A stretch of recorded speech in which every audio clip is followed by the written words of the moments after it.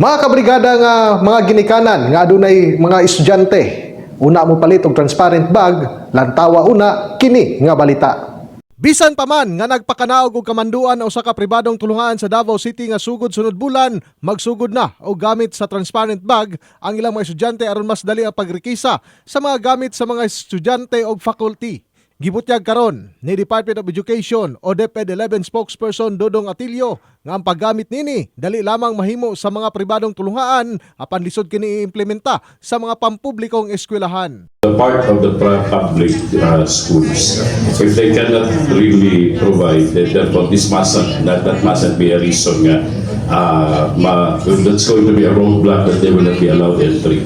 Samtang aminado usab ang usa ka vendor og transparent bag sa dalang San Pedro ning Dakbayan nga si Jake nga mikusog ang iyang halin sa iyang paninda bisan pa man nga wala pa kinahimong rekisitos sa tanang eskwelahan.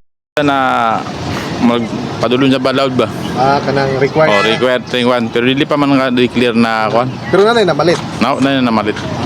Kay unsa man na kanang preparasyon. Preparasyon siguro kay kung ma-declare ang kuan nada kay kung kuan magmahal na pud siguro. Sa pagsubay sa news team, nagdula ang presyo sa transparent bag ngadto sa 150 hangtod 350 pesos depende sa gidakon ug disenyo. Diin nasayran usab nga ginagamit na kini daan sa mga mukuha og board exam ingon man sa mga empleyado sa pipila ka mga patigayon sa Davao City saglit required sila niini.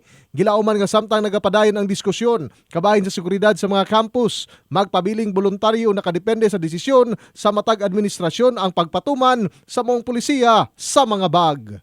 In the heart of changing lives, ako si Brigada Julius Pacot, alas sa 93.1 Brigada News FM Davao, The Music and News Authority.